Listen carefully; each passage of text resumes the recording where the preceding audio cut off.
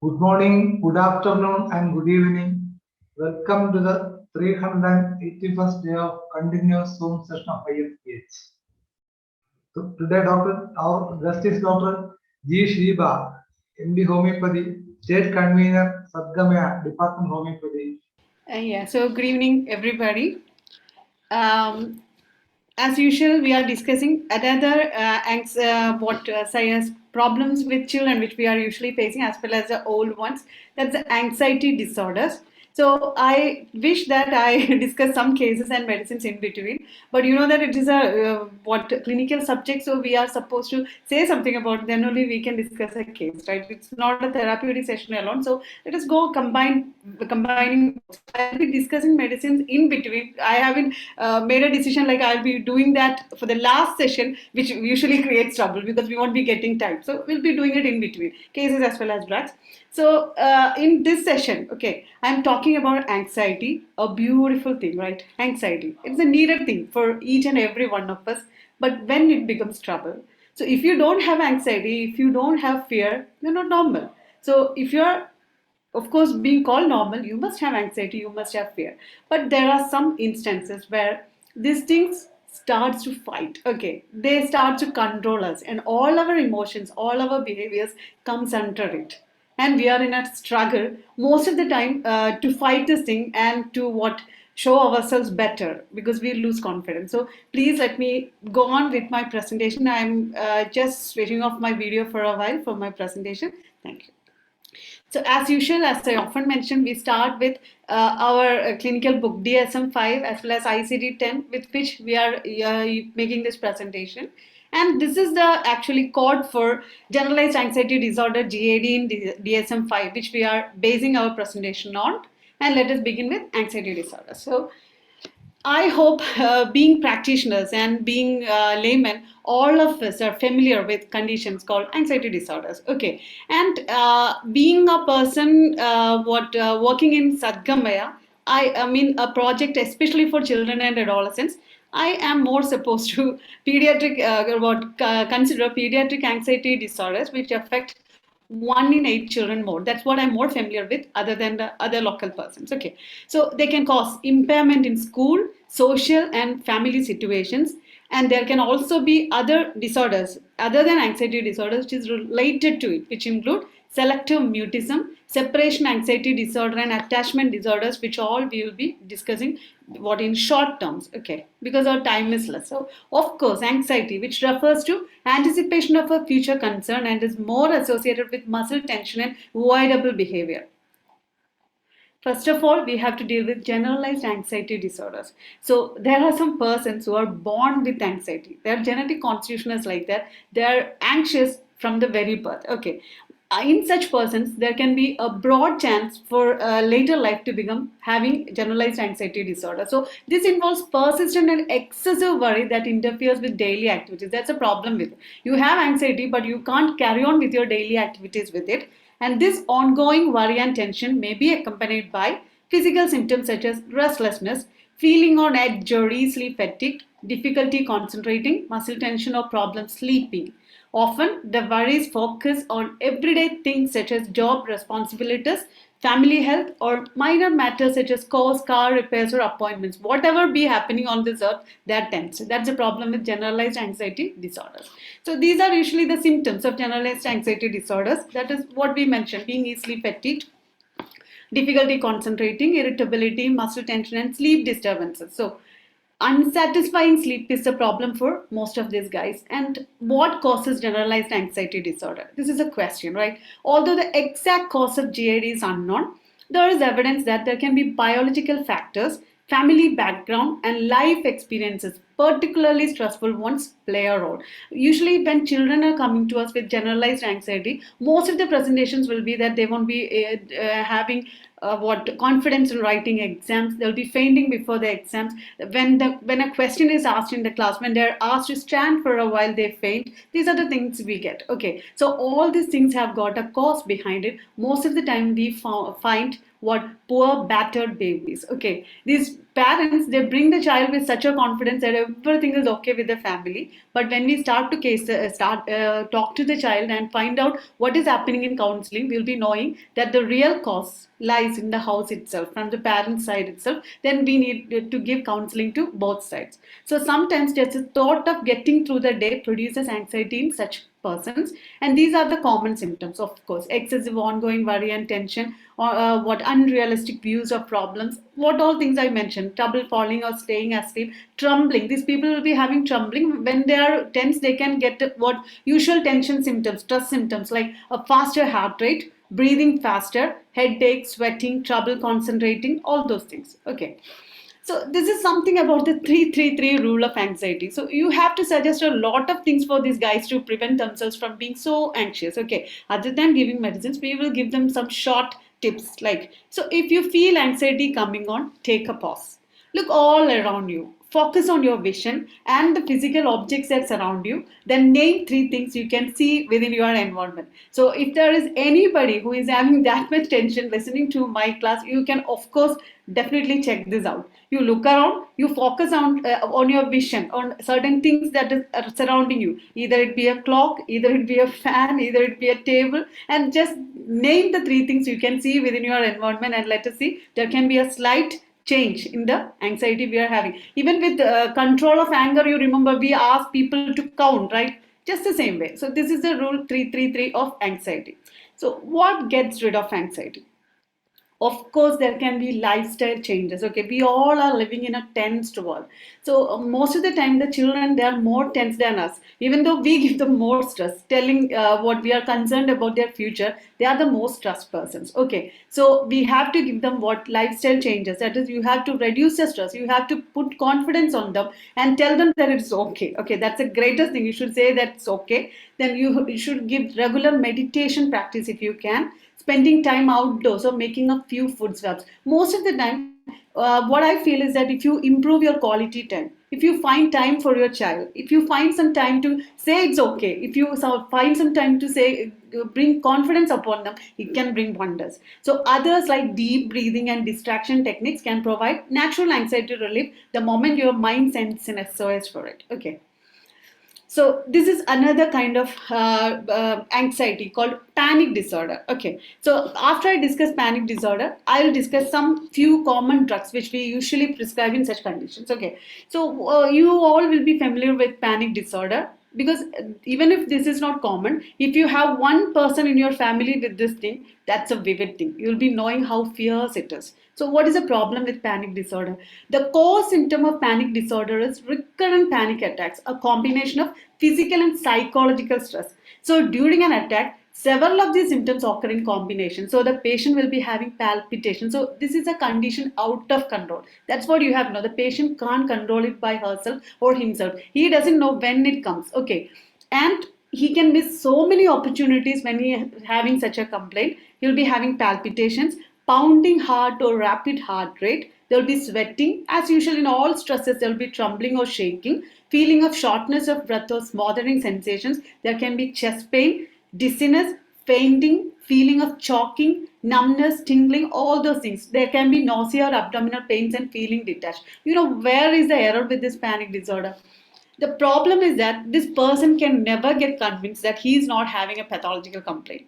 So he knows he has suffered this complaint many a times in his life, but still he'll be so convinced. He'll be so convinced that he's having some major problem. So if he's facing such a trouble, you are the person in trouble. You have to call the ambulance immediately, and what you have to rush him to the hospital. Otherwise, the situation goes out of hand. He'll faint, definitely. So these symptoms are so severe that many people who experience a panic attack may believe they're having a heart attack or other life-threatening illness. So they may go to a hospital emergency department. So I had once a patient. He was a pastor. Okay, he used to come here around 1 year before with this severe panic attacks. Okay, the problem he was having is that he had a typical session which he had to handle in USA, but he was very afraid to go there because usually 3 times he was affected with the same complaint when he was facing people, when he was talking to the people, and he started trembling. Once he fainted and he was rushed to the hospital. He went to many doctors, so many number of doctors, but he didn't get a cure. So he knows that it's not a problem. So every time we convince them that you have taken the ECG, you have taken the MRI, it's okay with your CT, it's okay with your ultrasound, but still he says, it was okay then. What about the time now? Okay, I know that it was okay when I took it, but what about now? It can be a wrong thing. Okay. So this is the problem with such patients. They will never believe you. They may go to a hospital emergency department and panic attacks may be expected. Such a response to a feared object or unexpected apparently occurring for no reason. Okay. And the mean age for onset of panic disorder is 2024, and panic attacks may occur with other mental disorders such as depression or PTS. But to tell you, panic attack doesn't need that much of time. I have even seen such complaints in little children. Okay, I had once treated a child who was forced to depart his mother. It was a divorce case, and he was getting a complaint like he was getting syncope very often. Okay, he used to faint. Okay, when we'll be playing, suddenly he'll stop for a while, then he starts to get into thoughts. He faints. Okay, and the father calls the ambulance, and he will be called to the hospital. And I was really afraid when this case came to me, because I thought if it was really a case of syncope, there will be some problems with his heart. Okay, and we took all the investigations and he was okay. But fortunately, I got a time to counsel the child, and he exactly mentioned how much severe it was to depart from his mother. Actually, the father agreed to make a call to his mother. Okay, and he was allowed to call his mother regularly every week a day, and naturally the panic attack reduced. I think I prescribed Natromol 1 for the child. Okay, seeing all these symptoms of introversion and all, and it was a good case of panic attack being treated with homeopathic medication as well as the counseling results. But I would like to mention one case of what panic attack which I will never forget in my life as a physician, where I used a drug called acid nitricum. This is exactly for what exclusively for the doctors who are taking part in this session about what a clinical trial. So this patient was a bank employee who was very irritable. You know, when patient comes to us, they comes in all colors, all beauties, all darkness. Okay, sometimes it is all pleasure. Okay, the patient will be very sensitive. They will be very much respecting you, and we all will be happy. But sometimes we get some guys who are really tough. They never respect you. They never respect you in the sense you feel it from the very first beginning that there's a barrier between you and this reliable person. Okay, so the same thing happened when this lady stepped on to my clinics, and there was what insane anxiety over health. I couldn't convince her. The problem was piles. Okay, and then when I was taking case over the piles, she actually gave me this problem of insane anxiety over health. She had a black navy on her forehead, and she was so convinced that it was a case of carcinoma. So actually, she consulted the dermatologist. Even she went for all the tests, which confirmed that it was not a case of malignancy. Still, she has read an article like some black navies can turn to cancer, so this can be one. So she never believes anybody claiming that it's not so. Always suspicious. The most dreadful part of the problem was that when she gets that thought into her mind, she gets this panic attack. When she gets this panic attack, the persons around her knows immediately, because her irritability becomes higher. And if she is in the office, the staff will be knowing that this guy will faint now, because she will shout for no reason.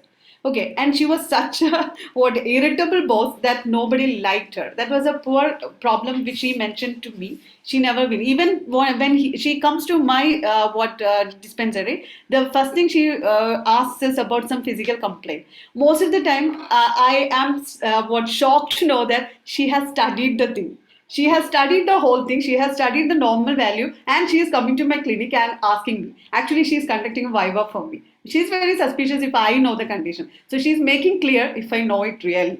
Okay, otherwise she won't believe me. So when she comes, I start stumbling, because I don't know what is the topic she is bringing today, because she is prepared and I am not. So this was a condition I was facing with her. So what I found most useful to prescribe in this case was indeed this vindictive behavior. And when we were talking, she was talking about so many past things. Okay, when she's in good mood, she talks to me. When she's speaks about past things, what awfully remembers that she never forgets anything. It is such a state of mind. Okay, an irritable person, an unforgiving nature. Okay, and glad to know that I am her sixth or seventh doctor. She has consulted so many persons where she at the last moment lost her belief and went to another one. So I even got so many glimpses of nitric acid in such a case. Her piles, of course, it was a bleeding piles with splinter-like pains and all. She had all the almost physical symptoms of nitric acid. With that, the particular irritable nature of nitric acid. And one more thing,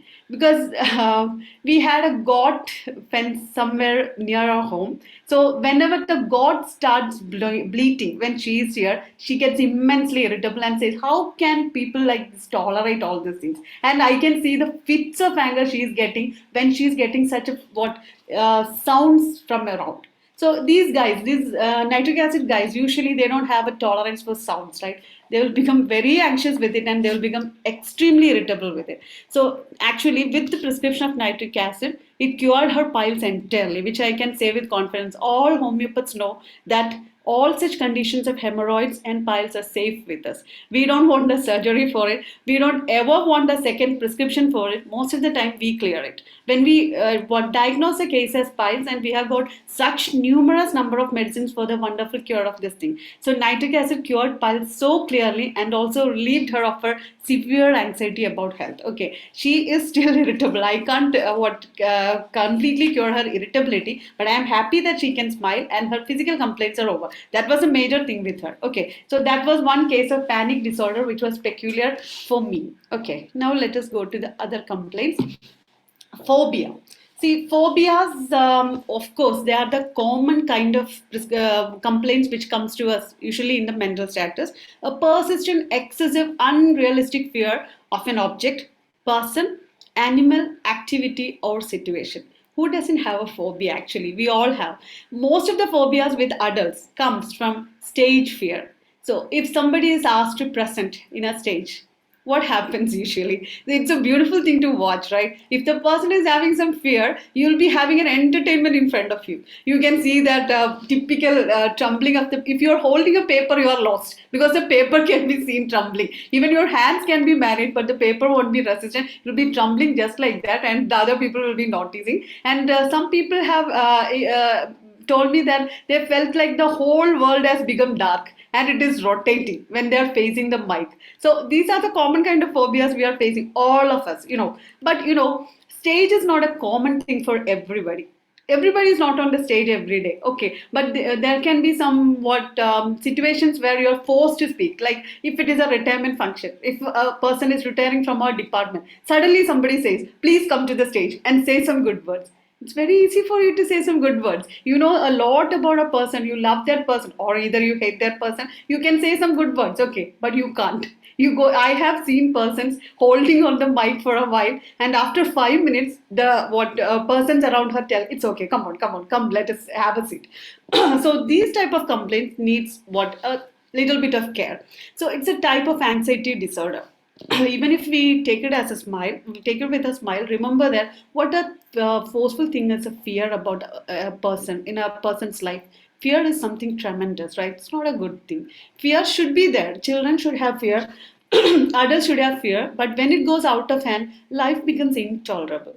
So a person with a phobia either tries to avoid the things that triggers a fear or endures it with great anxiety and distress. Most of the time, when the retirement function comes, these persons will request the conveners, "Please don't call me because the stage situation will be difficult." Okay, or they will try to avoid the situation. They won't go to that ordeal, or they endure it with great anxiety and distress until the end of the problem. They will be suffering. So most of the time, I feel so sorry that we should all get into get familiar with ourselves with the stage. Okay, even with children being grown up, you have to give them stages often, okay, to avoid such social phobia.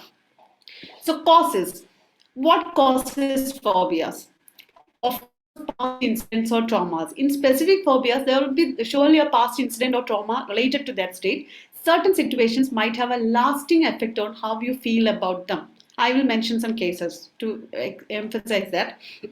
Then, learned responses from early life. So your phobia may develop from factors in your childhood environment, then reactions and responses to panic or fear, experiencing long-term stress, and genetic factors. All these things can contribute towards phobias.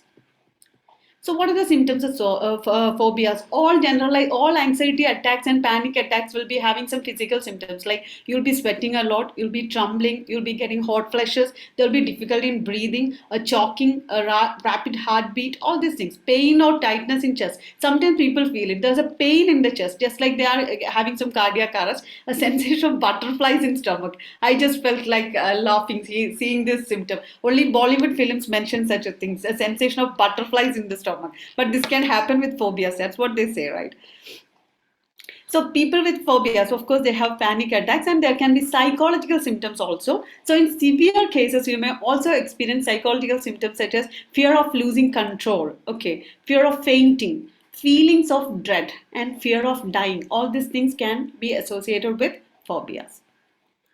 So think about homeopathy and think about our repertories.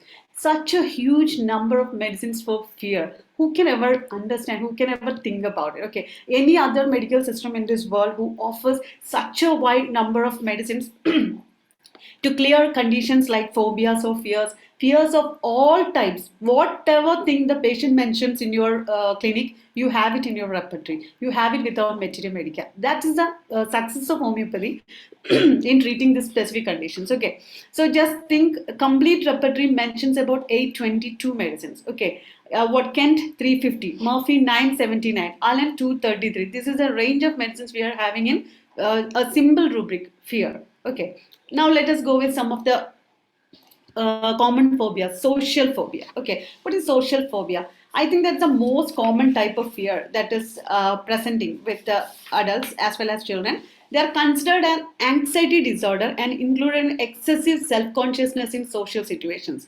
So some people can have a fear of being judged so much they avoid specific situations like eating in front of others. So up to 1 in 20 people have a social phobia. What a trouble is this?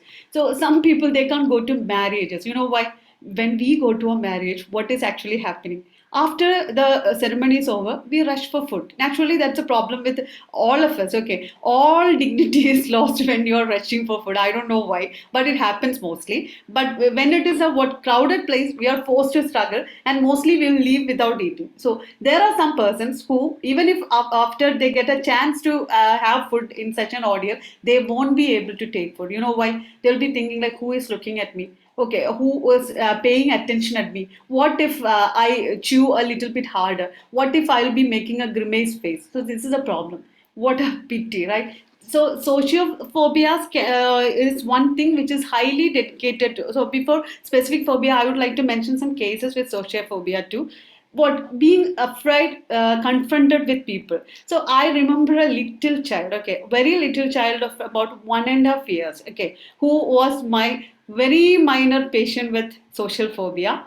He usually came to my clinic with his family. Actually, his brother was the patient most of the time. But I'll be knowing that this whole team will be coming when I am in the dispensary room because his roaring shrill can be heard from the road itself. He'll be crying in such a shriek that the people will be afraid. Okay. And most of the time, the people who are waiting, already waiting, used to complain that his grandmother is using some trick. She is actually pinching this child before she is entering into the dispensary so that they get the first chance to visit the doctor. So most of the time, what this seems like real, right? So this child, whenever he sees the crowd, when he is seeing some persons crowded in around in the hall, he starts crying in such a loud noise. So actually the grandmother cried to me and said, no, I didn't pinch this child. These guys, they are actually telling lies. This is not true. This is a problem with the child. So his name was A then. So then I asked, like, what is actually the real trouble? So she says that in their house there is no need of a dog. Nobody will ever enter into the house because whenever the gate is open, they can hear such a loud shrill that they'll be really afraid of this child. Okay, he usually never allows any of their relatives or friends to enter the compound. He's having such a fear of persons. Okay, fear this I judge. Okay, they say that he's such an irritable child. He can never be brought to church. When he is taken to church, he makes it into such a menace that the people usually says, please let this child out. We don't want you inside, so that we can't hear anything. Please get out. So this is a problem with the child. So actually, I was prescribing for the what adult one. Still I asked, can I take a role in this shrieking cries? So these guys, they actually has lot of belief in homeopathy. Okay, so they said it's okay. They know that it's not a harmful thing. Usually people won't let us treat their children for their psychical complaints, mostly because they are very much afraid that the child will be branded with some psychical problems. There's no issue like that. If you have a problem, you have to face it. If it is mental or if it is physical, it is the same. If you are irritated, if your lifestyle is changed, if you are affected, if you are afraid, you need a choice, you need a solution for it. Okay, and homeopathy is the best for it because you are never branded as a mental patient. So for this little kid, I gave 1 dose of lycopodium 200. Simply because I didn't, there wasn't any other symptom. Okay, he didn't have any physical symptom with him. He was okay child. Only problem with him was his shrieking. Actually, I was reading Kent at that time, and there was a mentioning of extreme fear of persons, especially in children, found with lycopodium. And if my what persons working with me in dispensary is in this crowd, they will be telling a testimony for this case, how beautifully that child smiled. Okay, after actually, to tell you the truth, within 2 weeks that change happened. When he was coming, he didn't cry, and for the first time, he was actually patting the hair of his elder brother. That was the first time because this child never used to look at anybody. He was actually shutting his eyes tight and opening his mouth and shrieking, shrieking, shrieking. That was what he used to do. So this was a beautiful occasion. And what was happy for me in this specific case was that I was able to impress some of the staffs who were not so familiar with homeopathy. That was the most important thing. I never believe in miracles. I never believe in miracles. There is no word in this world to constitute something which is happening through medicine as miracle. If you call something through homeopathy as miracle, you're a fraud. You know why? You are approaching a scientific thing with a miraculous word. Why? There is nothing like miracle, but this is the wonder of homeopathy. Can you ever think of a drug, a simple single dose of drug making a change in a person's mind, a little child's mind? If it is an adult, you will claim that it is counseling. What you have made many other measures, you have talked to that child for hours, you have counseled it, you have made it okay. Will a 1.5-year-old child ever know what happened to him? That is homeopathy, because I'm telling about homeopathy, not about the prescriptioner, because it happens with everybody. Anybody can prescribe this drug, anybody can make the same wonder. Okay, so homeopathy demands only one thing, that is knowledge. You have to read. If you are real doctors, if you are real persons having your passion towards homeopathy, the only one demand that homeopathy needs from you is your knowledge. Okay, and most of the time when we prescribe, I feel that we are too much dependent on repertories. We are actually living in repertories. We have got so many devices. So that, please let me say it now, because when the time lapses, I won't be getting time. So this is it. Regarding therapeutics, repertory is a valuable tool. There is no doubt over it. But what is more above? It's your brain. It's your knowledge. What is loaded in your brain is more knowledge. Your intuition counts. Your intuition counts in homeopathy. Okay. If you feel that this is it, this is it. Okay. Even if the repertory says it is not, no, your intuition is right. Repertory is actually a clarifier tool. Your knowledge says, the whole constitution says this is a drug. You can confirm it with repertory. Never be device addicts. Never be device addicts so that you get a case, you take the symptoms. Most important thing is case taking. That's what you have to know. And if you take the case correctly, still you can get wrong messages from repertory. So first 10 remedies may not be even the remedy. So that's a problem with repertory. So let us all be very thorough with materia medica to get good prescriptions. Okay. Now, regarding specific phobias, what to say about specific phobias? Okay, a specific phobia is excessive and persistent fear of a specific object, situation, or activity that is generally not harmful. That is the important thing there. It is not harmful to others. It's harmful to that particular person alone.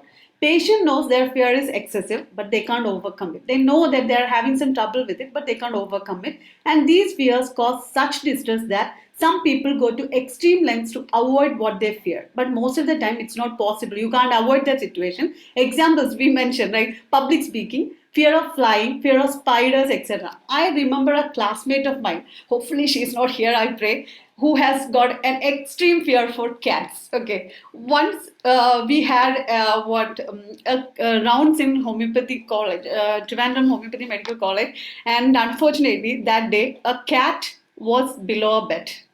I only remember myself and herself getting into the room. She saw the cat. She jumped into the bed of the patient. I was shocked. So that was the severity of the specific phobia she was having with cat. So you know that all of us are actually suspicious about cats. They can be harmful for a while. We are very much suspicious about dogs because they can of course be harmful if they don't know you. But all of us have got this trick to cover it up. Even if we are immensely afraid, we'll manage it. Okay, somehow we'll manage it without others listening it. But here what happened, she couldn't manage it. So what kind of fear is that? I really feel pity. It's not a joking thing, right? If a doctor jumps into a patient's bed, how severe would be the fear? So that is the severity of specific phobia. With that severity, we call it specific phobia. Otherwise, it's a normal thing. We all are afraid. Let us mention some of the common specific phobias too. I will discuss some drugs, okay, in between. So agoraphobia, what is it? A fear of being in situations where escape may be difficult or embarrassing, or help might not be available in the event of panic symptoms. What is that situation? See, I remember a person who used to work. He was an electrician. He was working in a room in a newly built home, and the persons who were working with the tiles, they actually closed the door. Okay, they closed the door because he would be get rid of this dust. But at the moment they closed the door, the situation changed. So this fear is out of proportion to the actual situation and lasts generally 6 months or more and causes problems in functioning. So they experience fear in many situations. Okay, let us see what are the situations. Because I'll be losing the time. That's why I'm running a little bit faster. So fear of crowd, that's a word. The word itself refers to fear of open spaces or crowds. Okay, what happens if this person enters into a bus, okay, which is having so many persons inside? So people with agoraphobia fear in being large crowds or trapped outside the home. They often avoid social situations altogether and stay inside their homes. But is it possible for everybody? If it is a government servant or if it is a private working person, can he avoid social situations always and sit in his home? It's impossible. So we have to face the situation. So many people with agoraphobia fear that they have a panic attack in places where they call for escape. And those with chronic health problems may fear they will have a medical emergency in a public area or where no help is available. So I think most of us doctors would have seen many patients with such symptoms. Okay, when they go into a crowd, they feel like fainting. Most of the time they say that it's because of cleanliness. They feel so uptight, they can't breathe. It's not the trouble. Actually, it is the intense anxiety that is coming when you feel that the people are crowding you. Okay. Acrophobia, what is that? There can be fear of heights. Okay, all of us have fear of heights. So if we are forced to stand at the top of a cliff, naturally we won't go up to that level. Okay, we'll try not to go up to that level. But there are persons who have got immense fear of heights even if they are not in the cliff tip. Okay, some people fear heights so badly that even escalators at the local shopping center give them vertigo. Extreme problem. See, don't confuse this with vertigo. Vertigo is another complaint. We have to take treatment if it happens. Okay, with it. But here this is due to the fear of heights. So they fear heights so badly that at the local shopping center itself they may faint with vertigo. So vertigo is different to phobia and is a sense of dizziness people can develop. For others, a cliff top lookout or a tall building makes their head spin. You know, we have got many drugs where when he is walking beside a tall building, he feels that the whole thing is collapsing over his head. Which drug? Of course, drugs like argent and nitricum, right? So many drugs for acrophobia. So if I discuss all drugs, the subject will be over here. So let's continue with some of these complaints. Claustrophobia, that is fear of enclosed spaces. So sometimes the fear of flying is actually more closely linked to a fear of enclosed spaces too. So some persons have got fear of flying. Okay, when they get into the planes, they will be having dizziness. And people with this fear say they feel like the walls are closing on them. Mostly this problem comes when the person is in the lift. Okay, naturally, we all can tolerate lips. But for some person, we all can tolerate this, but even though we are not comfortable with it, we may be feeling a little smoky inside it, but still we'll tolerate. But for some persons, when the lip door is closed, the whole thing is closed. So people with this fear say they feel like the walls are closing on them. And some theories suggest there's a genetic link to specific phobias as a kind of dominant survival mechanism. Entomophobia. What is this thing? Fear of insects. Okay, this is what most of the children present. Okay, when they see what spiders, when they see reptiles, lizards, they go out of hand. Fear of insects. They are small things. They crawl and they often bite. So it's understandable why many people do not like spiders and insects. Still, they too have a role in this world, right? We have to treat ourselves, not that we can kill all those guys. Then ophidophobia, a fear of snakes. Who doesn't actually have a fear of snakes? Everybody is afraid of snakes. Okay, who has actually the strength to witness a whole program of snakes? I don't have it. Okay, naturally we will have a fear, like we'll be having what bad dreams at night when we are having a program on snakes. I know, and most of the time it's what affected with rituals too. You won't touch a snake. If you touch it, you will be what doomed. There can be problems with religion. Some religions what prevent yourself from killing snakes. Okay, if so I remember one person telling that when a snake came to her home, she said she'll be visiting the temple as early as possible, and then the snake just what said okay, and not that it said okay, it just passed away. Okay, what a beautiful thing. So this happens with people like us. So ophidophobia is means intense fear of snakes. A fear of all things long and venomous is common to many. The great thing about snakes is that if you leave them alone, they will leave you alone, but never you will leave them alone. That's a trouble. Okay, so these persons, even if they are not seeing a snake, they can get thoughts of it. Okay, they can get thoughts of it and they can get afraid of it. Cynophobia. What is that? A fear of dogs. I think most of us have it. So, a fear of dog is a common phobia, particularly among children and door-to-door sale agents. So, fear can be exacerbated by a negative experience with an animal and can be one of the most difficult phobias to conquer, given canines can sense people's fear. Most of the canines can sense people's fear, most of the animals. So, if you go into a house where there is a dog unleashed, you show your fear and they will show what they are. If you stay strong, perhaps they will leave you. But if you start to run, they will follow you. Definitely, you will be get bitter. But this is a golden advice: don't run when you see a dog. Okay. Astrophobia, fear of storms. Many children has this. More than fear of storms, it's actually a fear of lightning. Ducks like phosphorus are having it, right? It's understandable why the booming sound of thunder can send people's hearts racing, and a fear of storm is common. Realistically, it is lightning that can hurt people, but the chance of that happening is remote. Then trypanophobia. This is a fear of needles. Having a sharp piece of metal stuck in your arm is always an unpleasant thing, right? And many people develop a strong aversion to needles too. But needles are typically worth the pain with them, either delivering vaccinations, delivering blood donations, or helping to investigate. So, helping to investigation. So, I would like to mention a case of mine which I won't call trypanophobia, but I treated with immense grief in my heart. Okay, so this was a child who was a rape victim who was raped by her own grandfather. Okay, a child who had extreme fear of pointed things. I never got mentioned with these things before I happened to give a counseling to her. And while narrating the whole complaints, the mother was crying. She was crying in sobs, but the child was sitting so silent. She was so silent when the whole thing was narrated. She was 12 years of age when she was raped with and she took this incident from her grandfather. The problems with her was two things. One, of course, she was introverted after this complaint. She was much fearful. She was fearful of pointed things. That was one keynote symptom which I noted. She was extremely fearful of pointed things. And the another symptom which she mentioned was extreme fear of slimy things. She never touched anything slimy after that particular incident. So whenever she was forced to take some slimy food, she used to vomit. When she was supposed to touch something slimy, even like gum or anything like that, she would go into panics. So these symptoms made such a severe impact on the family that they couldn't tolerate her. Okay, that's why they came with her. So which medicine should be given in such a case? So you can take many views in such a case.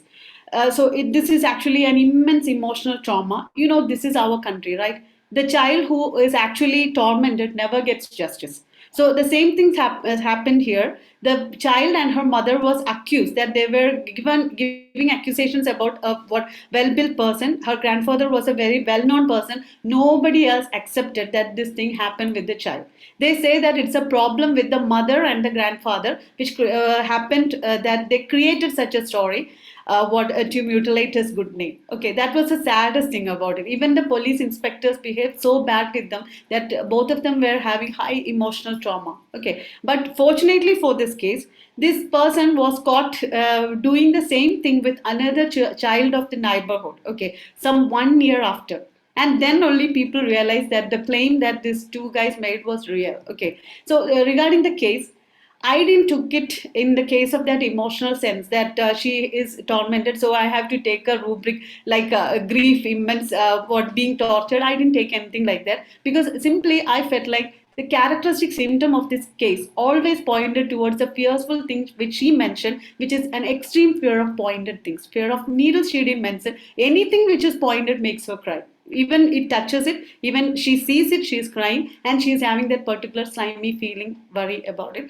I gave her 1 dose of arnica 1 because arnica is a drug which is having an extreme what characteristic symptom of this extreme fear of pointed things or needles. You'll be getting a lot of medicines. Okay, but what came to my mind, a physical as well as emotional trauma over this case, was arnica. And I am so happy to say that there my intuition worked. Perhaps I would have gone wrong because I made the first prescription arnica, that was what I felt, but it worked in such a good way that the last time when she saw me, I just poured a what whole pack of gum into her arms just to see what happens. Okay, I told her that I'm just using this gum to know what happens with us. Okay, let us just face it. She just handled it. She just handled it in such a way that she almost for 5 minutes she holded the gum in her hands. After that, she washed it off, and she never cried. She never panicked, and she never got into fits. And I'm so grateful to God that sometimes we are born for such cases, such persons. Homeopathy is born for such cases. This is not miracle. This is not at all a miracle. This is simply a case of homeopathy working in its full sense. What is making homeopathy different from other fields of science? Okay, this is what happens with homeopathy doctors. When they mention about homeopathy, they feel just like they are talking about the religion. Okay, what blood is such a rush. It happens with all passionate homeopaths who reads. Who reads? That's the only thing I claim always. Homeopathy never needs intellectuals. Homeopathy needs only those persons who can contribute towards it, who can feel in heart that you are a homeopath. You have got some responsibility to the world. Even if you are kept away from most of the situations in where you can make wonders, you are kept away from such situations. Still, you have to know that the power comes to you. There will be a time when it is unleashed. So be ready with all the medicines in Veterinary America. Be ready with all the theories in organo. Be ready with your repertory so that the right time comes, you become a savior for a person. Okay, that saviorness, that is the reason for our birth, I think, most of the time. And that's why we studied homeopathy. Okay, so that is about trypanophobia. Then, what is this thing? Termerhenophobia. See, I mentioned some of the things which are common to us. Okay, there are a lot of kind of phobias. Okay, this is something about fear of flying. Most of the persons will be having some problem when they are meeting their first flight. Okay, fear of being on an aeroplane or other flying vehicles such as helicopter while in flight. These persons what cry loud, also referred to as flying anxiety, flying phobia, what flight phobia, aviophobia, aerophobia. Anybody who has been into the flight will be knowing this. With all the media coverage of air disasters, it is understandable many fear being in a plane crash and hence have a fear of flying. So when you are in the plane, you get into that very nice feeling. What happens when this plane crashes? To how many pieces I will be crushed along with the plane. That's the trouble you are having. And most of the time when the plane is having a takeoff, you get upset. Okay, so we have got wonderful medicines like belladonna, aviator sickness for these complaints. Okay, so I'll mention some of them. Some of the things which we mentioned before, medicines for CYNOPHOBIA. Can anybody in this world other than homeopathy can provide such symptoms? Okay, medicines for fear of dog. you can prescribe such symptoms, okay, from your material medica. Then many medicines like China, anxiety in morning on waking, excessively anxious about trifles, oversensitive to noise, fearful and apprehensive, fear of dogs and other animals at night. You can get it in tuberculum, medornum, and many other drugs, right? So medicines for agoraphobia, this much of them. Okay, acronite, one among the prominent things, fear of death, of crowds, of going out, anything, always fearful. Then necrophobia, what is that? Fear of death or dead things. This much medicines in our material medica. See, I can't mention all these medicines and discuss because we won't be reaching anywhere. Our time is almost coming to an end. So I'm just going on. Onirophobia, fear of dreams. Panthophobia, fear of suffering and disease. See, again, you have got two drugs. Lilium tick, depression of spirits and inclination to weep with apprehension, suffering from some terrible internal disease. Then syphilinum, terrible dread of night, not on account of cough so much. Let us leave all those things. There is fear of suffering. Okay, for this. Panthophobia, so many drugs. Nyctophobia, cannabis indica is there, fear of darkness. There is stramonium. Nosocomophobia, that is fear of hospitals. Tocophobia, fear of pregnancy or childbirth. People come to us with all these kind of symptoms, right? All these medicines are here. Be very sure that you get the characteristic symptom from them, so for the correct prescription. Okay. So before, I should like to mention one more case of phobia. Actually, it was a case of fear of blood. Fear of blood. You can call it as hemophobia. So this patient was a divorcee, and actually she was about to marry. Okay, that's why she came to me with a peculiar symptom of fainting from the sight of blood. Actually, she didn't came for it. She came, of course, for treating her PCOD. She had irregular menses with extreme sensitivity of genitals. But there was a problem with her. Of course, there is fainting on the sight of blood. This makes a terrible symptom. That is why menstruating, she is much afraid. So what happens with her? She uses medications to prevent it. So for the first day of menstruation, if she is getting an enough blood flow, she faints with it. So she is trying to avoid it. Perhaps that can be the reason for her infertility too. She is so much afraid with it. So many times fainted on the site of a finger cut or any site of blood.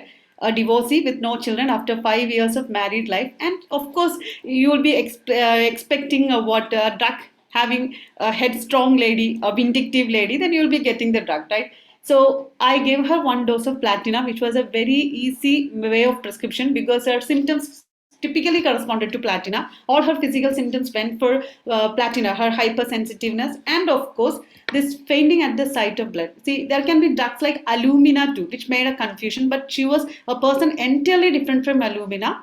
A very aggressive person indeed. Okay, and indeed a platina lady. I'm not going to the whole symptoms of platina, which cleared completely of her irregular menses and PCOD. Along with that, her tension seeing blood.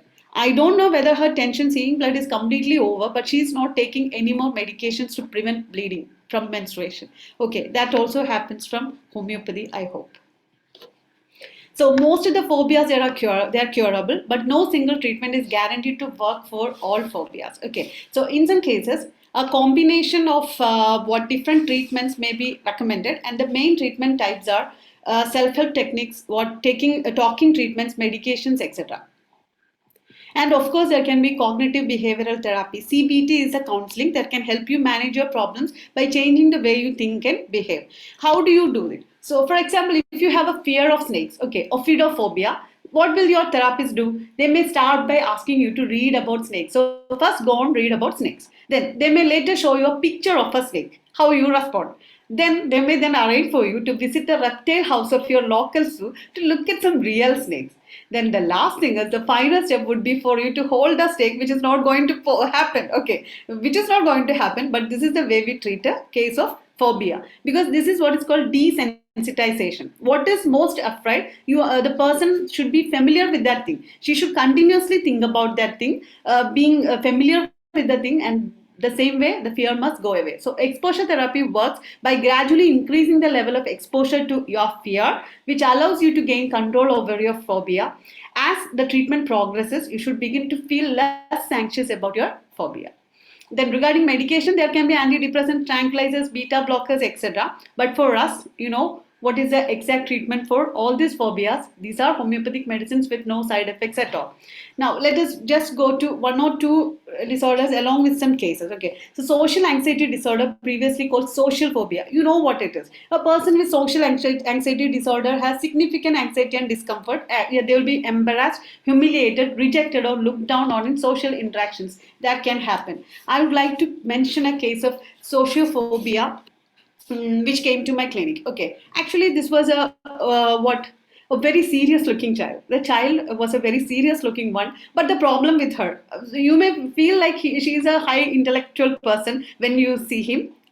See her, but the problem was that she is highly backward in academics. She hasn't even learned to what write the letters, alphabets together. She is very backward in classes. Teachers are continuously complaining about her. She never mingles, she never interacts, and she is always thoughtful. See, these parents, they are rich, they are much worried that their child is introverted. She is not behaving well. And the child, he never behaves well with the child and with the others. And this is a chilly child with constant tonsillitis and adenoid issues, and underwent surgery for adenoids too. And there was problems with urination. Okay, couldn't urinate while in the normal position. That was a problem with her. So while examining the patient, what some of the gynecologists suggested that there's a problem with development of her genitalia. Not that she's a transgender or anything like that, but there's a size difference in the genitalia, and it is not properly developed, and that's the reason why she is getting all the symptoms. So I could get all the symptoms of Barrett's cup from the child. Definitely, I swear that this is an easy prescription all of us would make, because that unintelligent seriousness in the face of the child. What is actually the look of a Barrett's cup child? Most of the time people get into a confusion that Baraita Kab is a very lively person. Okay, she'll be behaving just like what a proper childish kid. Because you have read most of the time in Medicare Medica that adults, especially old age persons, behaving like children. Most of them comes under Baraita Kab. Those what old grannies who play with dolls, like old grandfathers who actually fight for fight with children for cakes. All this comes under Baraita Cup. But you know that regarding children, you get the seriousness in their face because they are confused. It's not because they are intellectual, they are much confused. They are not getting into it. What you are telling, they are not understanding. So this is a method they have found to make themselves safe, just to stay serious. Okay, so what made me prescribe Baraita Cup in this drug, in this case, was of course the constitutional nature of the child and her intellectually poor state, all these things, her tonsillitis, her the surgery for adenoids, all this made me prescribe that. But there was one symptom which was so essentially typical for Baraita in this case. That was, Baraita has a strong symptom, dwarfishness on physical plane, which includes non-developmental specific organs, especially genitalia. That's one keynote symptom this case presented. With all her constitutional symptoms, I would have gone to Calcarea Cup, I would have gone to Calcarea Force. There were so many drugs with intellectual deficiency, and those persons who were socially awkward, who were having social phobia. But this was a typical case of Baraita Cup because she presented with that typical symptom. And I'm grateful to say that first thing that was cleared in that person was that urinary trouble. She never got that continuous urinary infections anymore. I am not sure how old is, how much her genitalial size or the problems has improved. But first thing that happened was that urinary infection was cleared out of her. She is improving. You can't ever claim things which is not possible within the range of our hands, right? Can you ever claim that you can make an MR person, mentally retarded person, a high IQ person? That's not possible. That's not possible. You have to know the limits where we are. We should not talk to miracles. We should not go for miracles. But these things are possible. You can improve them. You can improve them a lot, in the sense that what all things homeopathic medicines can work with can be attained. Okay, and the first level always comes from the physical symptoms itself, so that the patient gets convinced. Okay, parents get convinced, then you can work on the mental level. I'm sure her IQ will improve, but not in the sense that I claim I will make her an extraordinary person, but she'll be bettering herself, right? So that was a case of Calcarea Cup. I think, Baraita Cup. I think our time is up, sir.